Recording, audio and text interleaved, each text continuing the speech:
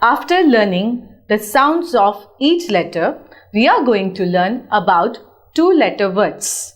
Two sounds together make sensible word. First, we take all vowels. Let us see how many vowels we have. They are A, E, I, O and U. Okay. Now, A vowel makes word A, am, am. The word is A, am, am. The sound of this two-letter word is a, m. Got it? Again. A, m. A, m, m.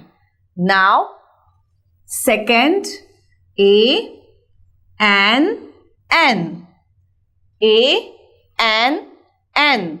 The sound of this two-letter word is a, Understood? A, N. Let us see third word. E, as.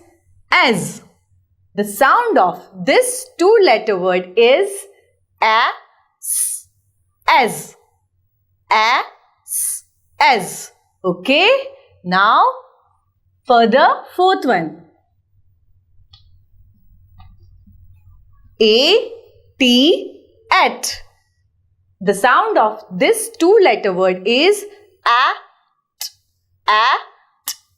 at.